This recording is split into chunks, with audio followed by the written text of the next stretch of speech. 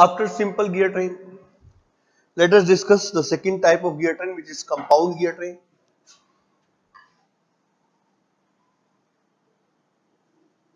अगर हम compound gear train की बात करें तो मैंने पहले ही आपको एक बात बता दी है कि सिंपल गियर ट्रेन की पहचान ये होती है कि अगर एक गियर ट्रेन में 10 गियर भी है तो वो 10 के 10 गियर अलोन होने चाहिए अपने अपने शाफ्ट पर, और 10 में से एक भी शाफ्ट ऐसा नहीं हो जिसपे एक से ज्यादा गियर हो। अगर 10 में से एक भी शाफ्ट ऐसा है जिसपे एक से ज्यादा गियर है, जैसे 2 गियर है, so my dear, in that case that gear train will become compound, that will not remain simple gear train. So now we are going to see an example of a compound gear train. So my dear, सबसे पहली compound gear train जो मैं आपके सामने ले रहा हूं, सबसे पहला गियर है ये, this is a driver gear. अब इसके साथ मैंने एक गियर लिया ये, और इस शाफ्ट पर 2 गियर है, और ये जो बड़े वाला गियर है ये इस शाफ्ट पर पीछे की तरफ है, इसलिए इसका इतना पार्ट हम देख नहीं पा रहे हैं, इसलिए मैंने इसको डॉटेड लाइन से दिखाया है। एंड माय डियर, छोटे गियर इसके साथ कनेक्टेड है, और जो बड़ा गियर है ये थर्ड गियर के साथ कनेक्टेड है। This is a gear. And इसके बाद मैंने आपसे कहा कि जो ये गियर है ये फिर एक और इसी शाफ्ट पे एक और गियर प्रेजेंट है विच इज लाइक दिस, जिसका पार्ट उस वाले गियर से भी पीछे, इसलिए वो भी दिखाई नहीं दे रहा है, तो इससे मैंने डॉटेड लाइन से दिखाया। So my dear, this is gear 1, gear 2, gear 3, gear 4, gear 5, and my dear इस ब्लैक वाले गियर से हमारा ड्रिवन गियर कनेक्टेड है, जिसको मैं गियर नंबर 6 बोल रहा हूं। And my dear, this gear is a driven gear. So now if we see in a great detail, there are 6 gears.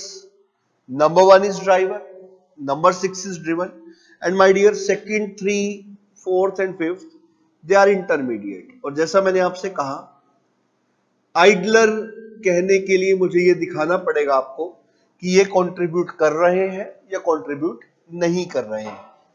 So my dear, for that purpose initially we need to go with the similar way, जैसा हमने पहले किया था। तो my dear, मैं सबसे पहले बात करूंगा गियर 1 और 2 के बीच। 1 और 2 में 1 ड्राइवर है और 2 driven. So my dear, this is the case, ये दोनों मेटिंग गियर है, तो मैं लिख सकता हूं omega 1 by omega 2 is equals to T2 by T1। तो if omega 1 by omega 2 is T2 by T1, तो 1 and 2 are the mating gears। But my dear, अगर हम गियर 2 और 3 की बात करें तो जो गियर 2 और 3 है वो सेम ही शाफ्ट पर है, दे आर नॉट मेटिंग, और अगर सेम शाफ्ट पर है तो एक शाफ्ट की 2 ओमेगा नहीं हो सकती। So that is for sure कि omega 2 is going to be equals to omega 3। And my dear, अब अगर हम बात करते हैं गियर नंबर 3 और 4 की, तो 3 और 4 भी आपस में मेटिंग गियर्स हैं, और अगर ऐसा है तो we will say omega 3 by omega 4 is equals to T4 by T3। तो एक और इक्वेशन हमें मिली। बट माय डियर, एक बार फिर से अगर हम गियर 4 और 5 की बात करें तो 4 और 5 फिर एक ही शाफ्ट के ऊपर है, और अगर गियर नंबर 4 और 5 एक ही शाफ्ट के ऊपर है तो माय डियर ये तय है कि उनका ओमेगा सेम होगा। So we will write here omega 4 is equals to omega 5। so omega 4 जो है वो omega 5 के बराबर होने वाला है। and my dear, if this is the case, इसके बाद फिर से मैं बात कर रहा हूं 5 और 6 की, तो 5 और 6 फिर से मेटिंग गियर है, और मैं एक बार फिर से बोल दूंगा omega 5 by omega 6 is T6 by T5। अब फिर से अगर हम ध्यान से देखें तो मैंने ये 3 इक्वेशन लिखी हैं, ये तीनों कहीं ना कहीं ड्राइवर और ड्रिवन गियर 1, 2, ड्राइवर और driven gear 3, 4, driver and driven gear 5, 6, इनका स्पीड रेशियो दे रहा है। बट क्योंकि हमारा स्टडी गियर ट्रेन्स का चल रहा है तो किसी ने कहा sir what about the speed ratio of gear train. तो गियर ट्रेन के लिए ड्राइवर फर्स्ट है और ड्रिवन 6 है, तो आई will write here the ratio omega 1 by omega 6। फिर मुझे ध्यान आया कि इसको मैं ऑब्टेन कर सकता हूं अगर मैं तीनों इक्वेशंस की लेफ्ट हैंड साइड को आपस में मल्टीप्लाई कर दूं। तो अगर मैं इसकी लेफ्ट हैंड साइड को मल्टीप्लाई करूंगा, I will be having omega 1 by omega 2 into omega 3 by omega 4 into omega 5 by omega 6. But I know one thing, omega 2 and omega 3 are equal, omega 4 and omega 5 are equal, so it is omega 1 by omega 6. And my dear, its right hand side will give us T2 by T1 into T4 by T3 into T6 by T5. So if this is the case, the speed ratio omega 1 by omega 6, it is T2, T4, T6, T1, T3, T5. और अगर हम इस equation को ध्यान से देखें, सो my dear, इस equation के अंदर सारे के सारे गियर्स स्पीड रेशियो के अंदर अपना कंट्रीब्यूशन दे रहे हैं। और अगर सारे के सारे गियर स्पीड रेशियो में अपना कंट्रीब्यूशन दे रहे हैं, तो माय डियर यहां पर एक भी गियर आइडलर नहीं है, क्योंकि ऐसे इंटरमीडिएट गियर जो स्पीड रेशियो में अपना कंट्रीब्यूशन देते हैं उनको हम आइडलर नहीं बोलते हैं। सो माय डियर यहां पर सेकंड, थर्ड, फोर्थ एंड 5 ये चारों के चारों गियर इंटरमीडिएट गियर्स तो हैं, बट माय डियर वो आइडलर बिल्कुल नहीं है। और आप ध्यान से देखो, जैसा मैंने आपको बोला था कि एक शाफ्ट पर एक से ज्यादा गियर, एक शाफ्ट पर एक से ज्यादा गियर, तो जब इंटरमीडिएट गियर एक शाफ्ट पे एक से ज्यादा गियर की फॉर्म में उपस्थित होते हैं, so my dear they do not act like idler. तो इसलिए यहां पर second, third, fourth and fifth are not acting like idler, they are intermediate but they are not idler. अब my dear, generally compound gear trains के लिए ये जो relation है ये हर जगह वैलिड है, तो आप इसको नॉर्मली याद भी रख सकते हो, otherwise you can proceed like this, जैसा मैंने अभी आपको बताया। बट लोग इसको याद करने में थोड़ी सी गलती कर देते हैं। लोग इसको कुछ इस तरीके से याद करते हैं, this omega 1 is driver, driven speed ratio is equals to the product of number of teeth of even gears, the product of number of teeth of odd gear. But my dear, अगर हमने ऐसे याद कर लिया तो दिक्कत ये हो जाती है, जब एग्जामिनर हमें क्वेश्चन देता है तो एग्जामिनर कभी कभी जो नंबरिंग स्टार्ट करता है वो फिक्स लिंक से करता है। He says this is link number 1 and he says the driver gear is gear number 2, then the next gear will be gear number 3, 4, 5 and so on। कहने का मतलब है, अगर यहां नंबरिंग 1 हो गई, मींस अगर मैं इस गियर की एक्सिस को फिक्स करके इसको 1 नंबर दे रहा हूं, इसको 2 नंबर दे रहा हूं, ये 3, ये 4, तो सारी नंबरिंग ही जब चेंज हो जाएगी, तो माय डियर अगर आप इस तरीके से याद करोगे product of even to the product of odd, the answers are going to be definitely wrong. तो इसीलिए हमें ऐसे याद नहीं करना है। तो अगर वो नंबरिंग ऐसा करता है तो ये 1 हो जाएगा, ये 2 हो जाएगा, और अगला गियर जो इससे जुड़ेगा वो 3 हो जाएगा, और अगला गियर जो ऊपर होगा ये 4 हो जाएगा। So this will be 1, this will be 2, this will be 3, this will be 4। अब ध्यान से देखो, जो 2 था वो 3 हो गया, जो 3 था वो 4 हो गया। कहने का मतलब odd will become even, even will become odd, और ऐसा एग्जामिनर कई बार कर चुका है। तो इसलिए इस चीज को हम ऐसे याद बिल्कुल नहीं करेंगे, बल्कि हम इस चीज को ऐसे याद करेंगे, this is speed ratio is equals to product of number of teeths. अब आप ध्यान से देखो, नंबरिंग कुछ भी हो, हमें ये पता है कि फर्स्ट वाला, ये वाला जो गियर है ये ड्राइव होगा, और ये ड्राइवर होगा, और ये दूसरे वाले को चलाएगा। तो फर्स्ट ड्राइवर है तो सेकंड ड्रिवन है, फिर सेकंड जब ड्रिवन है तो सेकंड के घूमने से शाफ्ट घूमेगी, और शाफ्ट के घूमने से थर्ड अपने आप घूमेगा। तो जो शाफ्ट से घूमे वो driver, third will be driver, पर जो थर्ड गियर है वो फोर्थ वाले गियर को घुमाएगा, तो फोर्थ विल बी ड्रिवन। तो जो शाफ्ट से घूमे वो ड्राइवर, जो गियर से घूमे वो ड्रिवन। बट माय डियर, अगर हम यहां पर देखें, 1 इज फिक्स, जो सेकंड गियर है that will be driver gear. So my dear, यहां पर सेकंड विल बिकम ड्राइवर। तो इसीलिए अगर हम बात कर रहे हैं ओड इवन की, तो ओड इवन में ना जाके हम लिखेंगे product of number of teeths. तो ऊपर वाले जितने भी टीथ्स हमने यहाँ लिखे, जितने भी टीथ लिखे वो गियर नंबर 2, गियर 4 और गियर 6 के, और हमें पता है 2 को गियर 1 चला रहा है, 4 को गियर 3 चला रहा है, 6 को गियर 5 चला रहा है। So these all are driven gears. So this is the number of teeth on driven gears, and इसी के नीचे product of number of teeth on driver gears. So my dear, जितने भी ड्राइवर हैं जिनको शाफ्ट घुमा रहा है, जितने भी ड्रिवन हैं जिनको गियर घुमा रहे हैं, तो उनके नंबर ऑफ टीथ्स के प्रोडक्ट न्यूमिनेटर और डिनोमिनेटर में लिख के we can find out simply what the speed ratio is. इसी केस को एक बार मैं आपको अगर फिर से नंबरिंग वाला इश्यू समझाऊं, तो माय डियर नंबरिंग वाला इश्यू में सेम गियर ट्रेन आपको बना करके एक बार बता रहा हूं, जरा ध्यान से देखना। जिससे मैंने आपसे कहा the same gear train I am showing you with different numbering. अभी तक जैसे हमने नंबरिंग की थी तो मैंने आपसे कहा this is link number 1 which is always fix, this is our gear number 1। तो इस गियर नंबर 1 को नंबरिंग मिलेगी 2 लिंक वाइज। इसके बाद मैंने आपसे कहा this is 3, this is 4, this is 5, this is 6, this is 7। तो इस केस में अगर हम इन दोनों गियर ट्रेन्स को देखते हैं, दोनों सेम गियर ट्रेन्स हैं, तो अगर आप ओड और इवन के कॉन्सेप्ट से याद करोगे तो इस गियर ट्रेन में जो ओड और इवन की अगर हम बात करें, तो इस गियर ट्रेन में अगर आप ओड और इवन के तरीके से चलोगे तो जो 1 है, जो 3rd है, जो 5th है वो ड्राइवर है। तो यहां पर जो 1 है, 3rd है, 5th है वो ड्राइवर है, और 2nd, 4th और 6th जो है वो ड्रिवन है।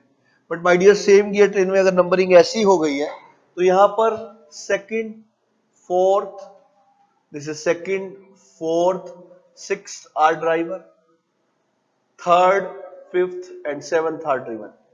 सो माय डियर इसलिए आपको ड्राइवर और ड्रिवन करके याद करना है, आपको ऑड और इवन करके ध्यान नहीं रखना। So my dear this is the way we can solve it. My dear compound gear train में मैं एक और केस आपके सामने रखने जा रहा हूं, ध्यान से देखना। If we are taking a case like this is driver, gear number 1,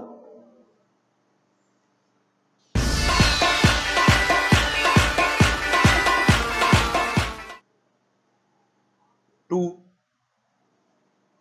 3, 4, 5. This is driven. So my dear, I have taken the second case here, और इस केस के अंदर इंटरमीडिएट गियर्स जो है वो 3 है, दे आर इंटरमीडिएट। और इस बार जो इंटरमीडिएट गियर है उसमें 2 गियर एक ही शाफ्ट पे है, पर 1 गियर एक ही शाफ्ट पे है। So this is driver, this is driven. किस तरीके का सॉल्यूशन हमें यहां मिलने वाला है, we are going to look into that. ध्यान से देखते हैं। मैंने आपसे कहा एक बार फिर से हम वैसी शुरुआत करेंगे, जो 1 और 2 है ओमेटिंग गियर्स हैं, तो मैं लिखूंगा omega 1 by omega 2 is T2 by T1। 2 और 3 जो है वो एक ही शाफ्ट पर है, तो मैं लिखूंगा ओमेगा 2 बराबर ओमेगा 3। 3 और 4 जो है माय डियर ये मेटिंग गियर्स हैं, तो मैं फिर लिखूंगा omega 3 by omega 4 is T4 by T3। Similarly अगर मैं 4 और 5 की बात कर रहा हूं, तो my dear 4 and 5 will give us omega 4 by omega 5 is T5 by T4. So if this is the case, omega 1 by omega 2 is T2 by T1, 2 बराबर 3, और 3 by 4 is T4 by T3, 4 by 5 is T5 by T4। एक बार फिर से अब अगर हम बात करें कि हमें तो स्पीड रेशियो गियर ट्रेन का चाहिए, गियर के सेट का चाहिए ही नहीं, तो स्पीड रेशियो की अगर हम बात करें तो ड्राइवर गियर फर्स्ट है, ड्रिवन गियर फिफ्थ है, so we need the ratio omega 1 by omega 5। And my dear for that ratio मैंने आपसे कहा फिर से हम इन 3 इक्वेशंस को आपस में मल्टीप्लाई कर देंगे, and if we will multiply it we will be getting omega 1 by omega 2 into omega 3 by omega 4 into omega 4 by omega 5. 2 and 3 are equal, 4 and 4 are equal, so my dear we will be getting left hand side as the speed ratio, right hand side हमें यहां पर मिलेगा T2 by T1, T4 by T3, T5 by T4। so my dear ध्यान से देखें, 4 से 4 खत्म और हमें मिल गया T2 T5 by T1 T3। This is the speed ratio.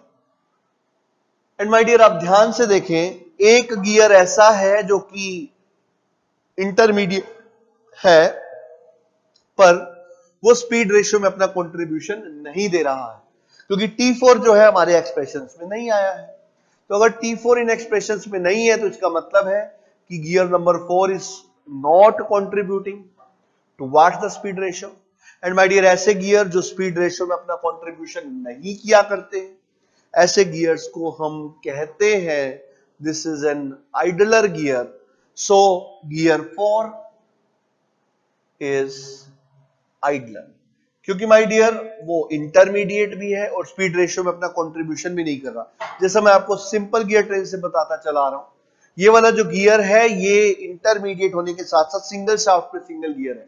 तो जैसा मैंने आपसे कहा, अगर कोई भी इंटरमीडिएट गियर एक शाफ्ट पर अकेला प्रेजेंट होगा तो माय डियर वो आइडलर की तरह ही परफॉर्म करेगा। So my dear, that's why gear 4 is acting और performing like an idler gear. So my dear, if it is idler, so gear number 4 will not contribute towards the speed ratio. So the contribution towards speed ratio will only be done by second and third from the intermediate gears. तो इन दोनों cases से आपको एक चीज समझ जानी है कि हर इंटरमीडिएट गियर आइडलर नहीं होता, सिर्फ वही इंटरमीडिएट गियर आइडलर होते हैं जो एक शाफ्ट के ऊपर अकेले प्रेजेंट है। इस बात को बार बार बोल रहा हूं क्योंकि इसके ऊपर गेट डायरेक्टली क्वेश्चंस पूछ चुका है। And my dear, one more thing I would like to tell you here कि ये जो 5 गियर हमने बनाए हैं, इस केस के अंदर जैसे मैंने आपसे कहा स्पीड रेशियो में हमने एक फॉर्मूला याद किया था, दैट वाज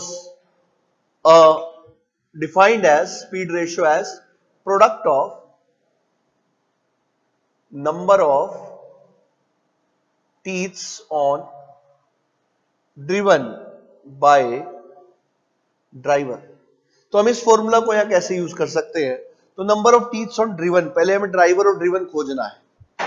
अगर गियर 1 को देखो ये शाफ्ट से चलेगा, गियर 2 को गियर 1 घुमा रहा है, तो अगर गियर 1 को गियर 2 घुमा रहा है, सो माय डियर यहां पर अगर गियर 1 को गियर 2 घुमा रहा है तो सीधी सी बात है 1 इज ड्राइवर 2 इज ड्रिवन। तो यहां पर मैं लिख रहा हूं ड्राइवर, यहां पर मैं लिख रहा हूं driven, 1 is driver 2 is driven. फिर 2 के घूमने से वो शाफ्ट घूमेगी और शाफ्ट के घूमने से गियर नंबर 3 घूमेगा, तो my dear 3 is going to be driver. फिर 3 4 को घुमाएगा, 4 is going to be driven. But my dear एक बार फिर से जब 4 5 को घुमा रहा है, तो जब 4 5 को घुमा रहा है तो अगर हम 4 और 5 का कंपैरिजन करेंगे then 4 will become driver and 5 will become driven, क्योंकि इन दोनों के अगर 4 और 5 की हम बात करें तो 5 को 4 घुमा रहा है, तो क्योंकि 5 को 4 घुमा रहा है तो 5 तो ड्रिवन ही है, that is for sure. But my dear घुमा 4 रहा है तो घुमाने वाला हमेशा ड्राइवर होता है। तो ऐसे केस के अंदर हम इस तरीके से अगर लिखेंगे तो माय डियर अगर हम ड्राइवर और ड्रिवन की वैल्यूज को यहां पुट कर दे तो driven is going to be T2 into T4 into T5 divided by this is T1 T3 into T4। आप ध्यान से देखें, T4 से T4 will get cancel out and you will be getting T2 into T5 T1 by T3। तो अगर आप इस formula को यूज करना चाहते हो तो ये थोड़ा सा exceptional behaviour you need to have into mind, क्योंकि my dear idler gear will not contribute anything towards the speed ratio. So this is my dear compound gear train. After the discussion over reverted gear train, we will go into some questions of the gear trains, and my dear then we will discuss epicyclic and planetary gear trains, and then we will go for some gate problems on gears and gear trains also.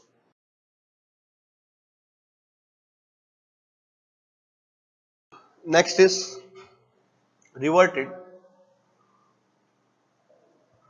gear trains. अगर हम reverted gear trains की बात करें तो basically ये एक compound gear trains का ही एक स्पेशल केस है। बट माय डियर ये जो रिवर्टेड गियर ट्रेन है इसके अंदर जो ड्राइवर और ड्रिवन शाफ्ट है they are found to be coaxial. जैसे मैंने आपसे कहा कि मेरे पास ये एक ड्राइवर शाफ्ट है एंड इसी एक्सिस पर I am having a driven shaft. तो अब तक हमने जो देखा है कि अगर दो कोएक्सियल शाफ्ट होते हैं उनको हम कपलिंग की हेल्प से जोड़ते हैं। बट माय डियर कपलिंग जब जुड़ती है तो ड्राइवर ड्रिवन सेम स्पीड से रोटेट करते हैं, बट यहां पर कपलिंग नहीं, हम गियर ट्रेन्स की बात करें क्योंकि हम चाहते हैं कि ड्राइवर ड्रिवन अलग अलग स्पीड से चले। So my dear for that case हम एक काम करते हैं कि यहां पर हम एक एडिशनल शाफ्ट लगा देते हैं और यहां पर एक गियर है जो कि ड्राइवर है, यहां पर एक गियर है जो कि ड्रिवन है। तो माय डियर इस एक एक्स्ट्रा शाफ्ट के ऊपर हम दो और गियर्स जोड़ देते हैं, और वो दो और गियर्स जो हम जोड़ेंगे, that will B one gear is like this, other gear is like this. So my dear, by doing so, now ये जो ड्राइवर गियर है, इससे जो पावर है that will get transmit into this. By this, एक ही shaft पे दो gear होने के कारण power will go to this, और इस गियर से पावर चली जाएगी ड्रिवन के अंदर, and this is how the power will get transmit from driver to driven shaft. And my dear, अगर हम इस गियर ट्रेन की बात करें तो यहाँ पर हमें एक चीज खास दिख रही है, ये ड्राइवर है और ये ड्रिवन, तो ये ऑब्वियस है। अगर मैं इसको गियर 1 नाम दूं, इसको 2 नाम दूं, इसको 3 दूं और इसको 4, तो 1 and 4 are driver and driven, second and third are intermediate gears. और माय डियर, ये दोनों के दोनों गियर्स एक ही शाफ्ट पर मौजूद है, तो जब भी इंटरमीडिएट गियर्स एक ही शाफ्ट पर, एक शाफ्ट पर एक से ज्यादा इंटरमीडिएट गियर हो, तो उनको हम आइडलर नहीं बोल सकते। एंड माय डियर, ये जो दोनों गियर्स हैं, ये दोनों गियर्स इंटरमीडिएट तो है बट आइडलर नहीं है। और अगर किसी भी एक शाफ्ट पर एक से ज्यादा गियर होते हैं तो ऐसी गियर ट्रेन को हम सिंपल नहीं कंपाउंड बोलते हैं। तो इसका सीधा सा मतलब है reverted gear train is a type of compound gear train. So my dear, हम इस पॉइंट को यूज कर भी सकते हैं और बिना किए भी किया जा सकता है। तो मैं सबसे पहले इस पॉइंट को यूज करते हुए आपको सोल्व करके दिखा रहा हूं। अगर मैं मान लूं क्योंकि रिवर्टेड गियर ट्रेन एक कंपाउंड गियर ट्रेन है, एक शाफ्ट पे एक से ज्यादा गियर है, तो मैं जानता हूं जो स्पीड रेशियो होगी वो होगी, this is omega 1 by omega 4. This is going to be the product of number of teeths on driven gears to the product of number of teeths on driver gears. So my dear, this omega 1 by omega 4 will be product of number of teeths on driven gear. तो आप अच्छे से जानते हो, अगर हम 1 2 की बात करें तो 1 ड्राइवर है, 2 ड्रिवन, क्योंकि 2 को गियर नंबर 1 चला रहा है, फिर इस शाफ्ट के घूमने से गियर 3 घूम रहा है और गियर 3 के घूमने से गियर 4 घूम रहा है। सो माय डियर, हमें देख के ही पता लग रहा है कि जो सेकंड है और जो फोर्थ है वो ड्रिवन है, first and third are driver. So this is the speed ratio. और एक भी गियर के नंबर ऑफ टीथ यहाँ पर ऐसा नहीं है कि ना हो, इसलिए कोई भी गियर यहाँ पर, कोई भी इंटरमीडिएट गियर यहाँ पर आइडलर नहीं होगा। किसी ने कहा सर नॉर्मल तरीके से हम कैसे करेंगे, तो जैसा अब तक हम करते आ रहे थे, gear 1 and 2 are, gear 1 and 2 are, gear 1 and gear 2 are mating gears. तो मैं लिखूंगा omega 1 by omega 2s T2 by T1। फिर gear 2 and 3 are present on the same shaft, I will write omega 2 बराबर omega 3। Then 3 and 4 अगर हम बात करते हैं, they are again mating gears. I will write here omega 3 by omega 4 is T4 by T3. So my dear, if this is the case, और हम जानते हैं कि ये तो speed ratio of set of gears हमें दे रहा है, we want the speed ratio for a gear train, we want omega 1 by omega 4. So to find out omega 1 by omega 4, मैंने कहा just multiply equation 1 and equation 2. तो अगर हम multiply करेंगे, left hand side will give us 1 by 2 into 3 by 4, we know 2 बराबर 3, so it will give us T2 T4 by T1 T3. But my dear, वैसे gate पे, अगर gate exam की हम बात करें तो रिवर्टेड गियर ट्रेन से ज्यादा कुछ क्वेश्चंस नहीं पूछे गए, बट अगर किसी भी एग्जाम में रिवर्टेड गियर ट्रेन से क्वेश्चन आता है तो there may be chances that कि वो चारों के चारों नंबर ऑफ टीथ्स आपको ना दे। जैसे आपको दे दिया T1 is this, T2 is this, T4 is this, और आपको T3 नहीं दिया। So my dear, in that case हमें कैसे सोल्व करना है, that I am going to show you. अगर आप ध्यान से देखें तो ये वाला जो शाफ्ट है, यहां से इसका डिस्टेंस होगा रेडियस R1, और यहां से जो डिस्टेंस होगा वो होगा रेडियस R2। ये जो हम सर्कल की फॉर्म में गियर्स को दिखा रहे हैं, they are basically the pitch circles, क्योंकि पिच सर्कल से गियर को रिप्रेजेंट किया जाता है। सो माय डियर, अगर हम इन सेंटर डिस्टेंस की बात करें तो ये R1 प्लस R2 है, और अगर मैं यही चीज गियर 3 और 4 के लिए देखूं तो ये R3 होगा, ये R4, और आप देख सकते हैं R1 plus R2 will be equal to R3 plus R4। तो मैं लिखूंगा यहां से कि R1 plus R2 is R3 plus R4. This is R3, this is R4. And my dear, हम ऑलरेडी जानते हैं कि जो मॉड्यूल होता है उसको d by t करके डिफाइन किया जाता है, या इसको 2r by t भी लिख सकते हैं। तो यहां से मुझे जो r मिलेगा वो मिलेगा mt by 2। So my dear, based on that, I will write here m1 t1 by 2, m2 t2 by 2, m3 t3 by 2, m4 t4 by 2. सारे 2 आपस में कैंसिल कर जाएंगे. हम जानते हैं m1 बराबर m2 है क्योंकि दोनों मेटिंग गियर्स है, तो मैं इन दोनों के मॉड्यूल को m के बराबर रख दूंगा. m3 बराबर m4 है तो मैं इस मॉड्यूल को m डैश के बराबर रख दूंगा. This is m t1 plus t2, m dash t3 plus t4.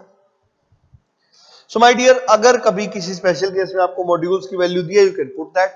और कभी कभी एग्जामिनर ये भी बोल सकता है कि सारे गियर्स के मॉड्यूल सेम है, तो अगर m और m डैश भी बराबर हो जाए तो आपस में कट जाएंगे and you will be having the equation to be t1 plus t2 is t3 plus t4, and you can very easily find out the unknown number of t's, and by finding that unknown number of t's you will be having the solution for the question asked on reverted gear train. So in such way, in this way we can solve it.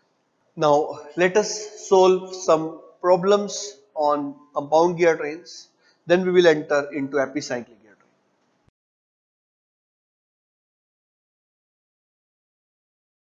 The very first question we are going to look into is from GATE 2013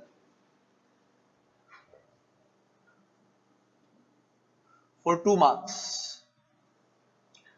This is a special type of question जो कि centre distance calculation पे है, और ये जो centre distance calculation है इस topic से बहुत सारे क्वेश्चंस गेट में आए हुए हैं. मशीन डिजाइन जब आप पढ़ते हैं तो भी इस तरह के क्वेश्चंस डेफिनेटली गियर्स पे आपको दोबारा देखने को मिल सकते हैं. So my dear, the question is a compound gear train with gears P, Q, R and S has number of teeth 20, 40, 15 and 20 respectively. Gear Q and R are mounted on the same shaft shown in the figure below. एक figure आपको दिया हुआ है, आपसे बोला हुआ है ये जो गियर है ये P है, फिर एक और गियर आपको दिया हुआ है जो Q है, और R भी सेम ही शाफ्ट पे माउंटेड है. एंड माय डियर, फिर एक गियर S दिया हुआ है जो कि R के साथ कांटेक्ट में है.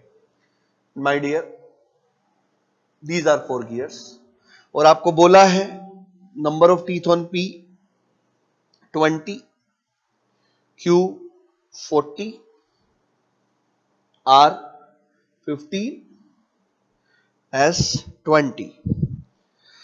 और इसके बाद बोला है the diameter of the gear Q is twice that of R. मतलब diameter of Q is twice that of diameter of R. ये आपको दिया है. And my dear, then it is also given that module of gear R is 2 mm. And my dear, आपसे पूछा है find out the center distance between gear P and S. This is the question asked from you, and many times such questions have already been asked. तो ऐसे questions को solve करने के लिए सबसे पहले हम देखते हैं हमसे पूछा क्या गया है. अगर हमसे ये डिस्टेंस पूछा गया है तो अगर मैं आपसे पूछूं व्हाट इज दिस डिस्टेंस, तो आप बोलोगे सर ये रेडियस ऑफ P है. मैं आपसे पूछूं what is this distance, you will say sir it is radius of Q. मैं आपसे पूछूं what is this distance, you will say it is radius of R. मैं आपसे पूछूं what is this distance, you will say this is the radius of S. तो शायद आपको देख के एक आइडिया लग गया होगा कि जो क्वेश्चन है वो सेंटर डिस्टेंस कैलकुलेशन के ऊपर है, और सेंटर डिस्टेंस कैलकुलेशन में जो x है वो R of P plus R of Q plus R of R plus R of S, इन चारों के समेशन के बराबर है. And my dear, if this is the case, if this is x, तो हमें अगर x की वैल्यू बतानी है तो हमें इन चारों की रेडियस को फाइंड आउट करना पड़ेगा. हम अच्छे से जानते हैं कि हमें मॉड्यूल ऑफ R दिया हुआ है. मॉड्यूल ऑफ R का मतलब है D of R by T of R, और it is given to us as 2 mm. तो हम बहुत अच्छे से जानते हैं कि D of R यहां से हमें मिल जाएगा 2 times T of R. Number of teeth on gear R is 15, 2 into 15 is 30 mm. तो डायमीटर ऑफ R हमें मिल गया, तो यहां से रेडियस ऑफ R हमें मिल जाएगा, this is 15 mm. And my dear, after this we know one more thing कि R जो गियर है और जो गियर S है, वो दोनों मेटिंग है तो मॉड्यूल ऑफ एस और मॉड्यूल ऑफ आर तो बराबर ही है, तो हम इसको लिख सकते हैं ds by ts is equals to 2. So my dear, diameter of gear S will be this 2 times number of teeths of S. S के अंदर जो number of teeths है वो 20 है, तो this is 2 into 20. You will be having diameter as 40 mm. And if the diameter of gear S is 40 mm, तो यहां से मुझे मिल जाएगा radius of S is 20 mm. हमें एक चीज और दी हुई है कि जो डायमीटर ऑफ Q है वो 2 टाइम्स डायमीटर ऑफ R है, तो my dear diameter of Q यहां से मुझे मिल जाएगा 2 times diameter of R, which is already known to us, this is 30.